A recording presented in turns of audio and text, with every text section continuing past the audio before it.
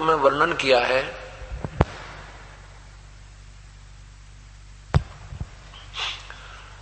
कि जो प्राणी इन तीनों गुणों से मिलने वाले रजगुण ब्रह्मा, सद्गुण विष्णु, तमगुण शिव जी से मिलने वाले लाभ के ऊपर आश्रित हैं और इनकी बुद्धि, इनका ज्ञान इन्हीं तक सीमित हो चुका है, इनका ज्ञान हरा जा चुका है, ये अन्य किसी की बात को नहीं सुनते। इस त्रिगुणमयी माया के द्वारा रजगुण ब्रह्मा, सद्गुण विष्णु, तमगुण शिव जी से जो अक्षणिक सुख, इनकी पूजा से जो जीव को प्राप्त होता है, उसके ऊपर आश्रित हो जाने के कारण ये सत भक्ति ग्रहण नहीं करते और इनके विकार इनसे मिटते नहीं। तीनों गुणों के उपासक रजगुण ब्रह्मा, सद्गुण विष्णु, तमगुण शिव जी, इन तीनों प्रभुओं की साधना करने वालों के विषय में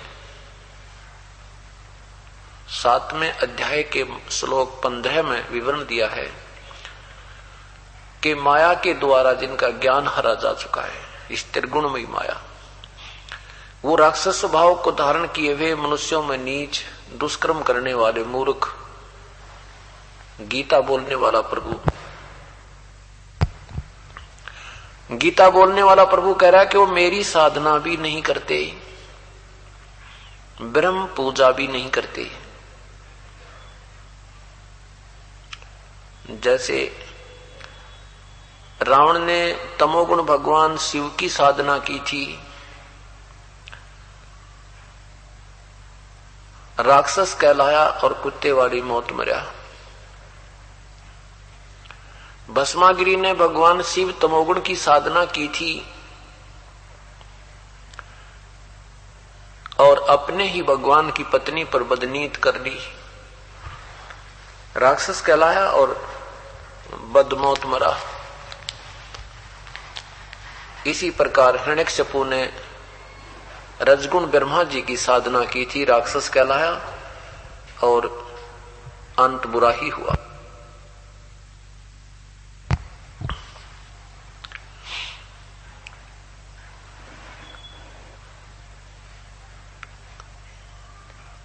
जैसे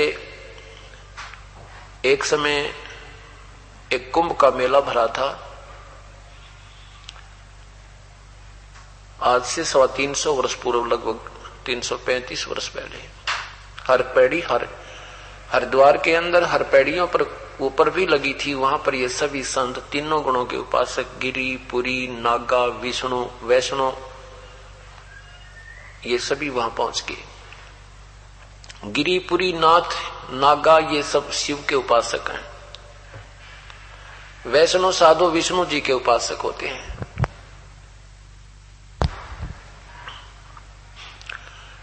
वहां प्रथम स्नान करने के ऊपर ऑर्डर लगेगी। सबसे पहले नागा संत, ये बिल्कुल नंगे रहते हैं, ये जाकर के हर की पैड़ी पर स्नान करने के लिए खड़े हो गए और शेष समूह को कह दिया कि तुम अभी बाहर खड़े रहो, पहले हम स्नान करेंगे, तुम बाद में करना, क्योंकि हम त्यागी और बैरागी हैं, अपनी इच्छा है, हम परम संत हैं, हम सबसे श्रेष्ठ हैं।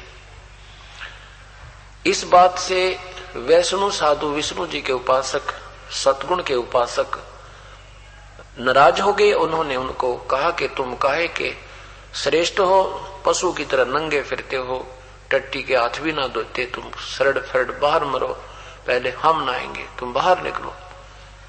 अब वो नहाना तो भूल गए, आपस में लड़ाई, युद्ध हो गया और 25,000 वो तीनों गुणों के उपासक कटका मर गए।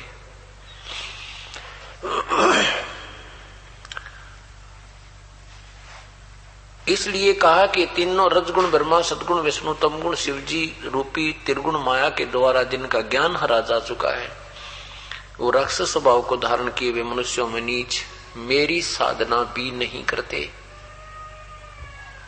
कौन कह रहा है? गीता बोलने वाला प्रभु ब्रह्म श्री कृष्ण में प्रवेश करके प्रेत की तरह बोल रहा है। गीता जी अध्याय नंबर 7 के श्लोक 18 में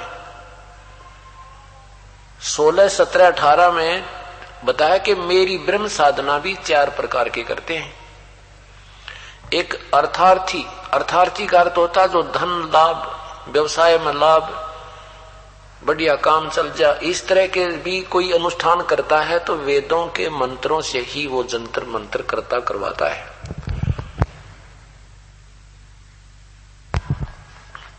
ये तो अर्थार्थी। दूसरे आर्त वो बताया। आर्त वो होते हैं जो कोई संकट निवारण के लिए भी अन्य किसी मंत्र का आश्रय नहीं करते, वो भी वेदों के अनुसार ही अपने जंतर मंत्र, वेद श्लोकों के मंत्रों के आधार पर ही वो अपना कोई जंतर मंत्र करते हैं, वो आर्त कहलाते हैं। और तीसरे जिज्ञासु।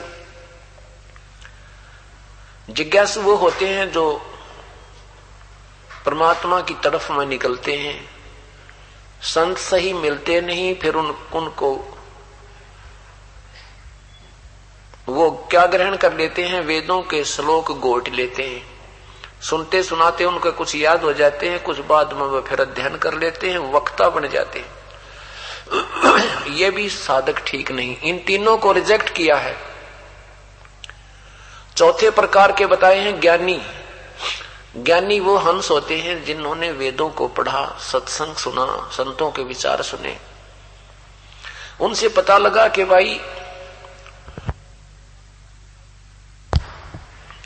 मनुष्य जीवन बार बार नहीं मिलता, और मनुष्य शरीर मिल जाता है तो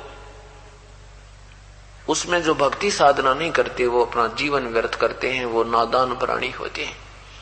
और फिर उन्होंने वेदों को पढ़ा। उन ज्ञानी आत्माओं ने वेदों में लिखा है कि केवल एक पूर्ण परमात्मा ही पूजा के योग्य है, अन्य कोई भगवान पूजा के योग्य नहीं है जो जीव को पूर्ण मोक्ष कर दे।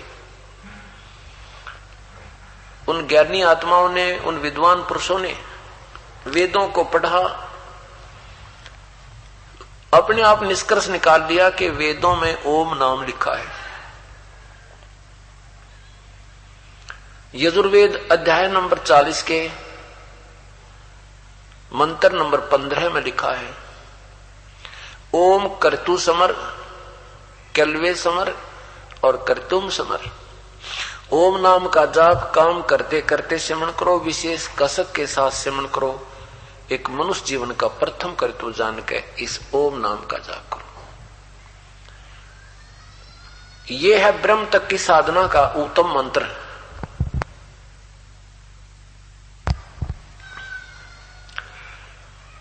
उसके बाद फिर क्या बताया है कि 40वें अध्याय के 10वें मंत्र में यजुर्वेद के, यजुर्वेद अध्याय नंबर 40 मंत्र 10 तथा 13 में क्या बताया कि उस परमात्मा के विषय में कोई तो कहता है वो आकार में है, कोई कहता है वो साकार है, कोई कहता है जन्म लेकर श्री कृष्ण आदि रूप में, जैसा भी सुना तुम मानते हो।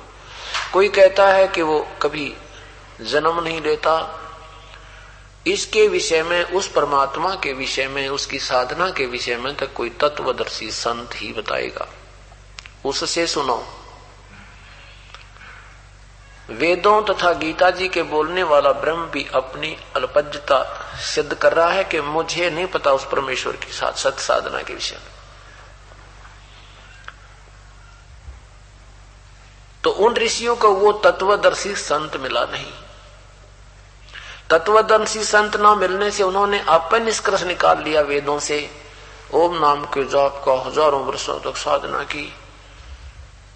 ओम नाम के जाप से प्रभु प्राप्ति नहीं होती, अन्य सिद्धियां आ जाती हैं। और इस नाम की कमाई से स्वर्ग प्राप्ति, महास्वर्ग प्राप्ति, देव पद प्राप्ति, पृथ्वी के ऊपर राज्य का प्राप्त होना, ये सुविधाएं, ये लाभ होता है। और साथ में पाप आधार पर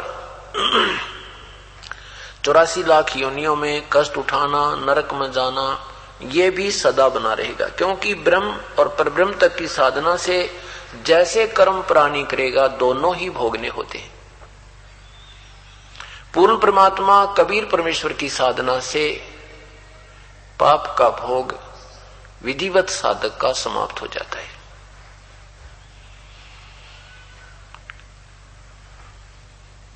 तो उन ऋषियों ने हजारों वर्षों तक साधना की, उनमें सिद्धियां आ गई।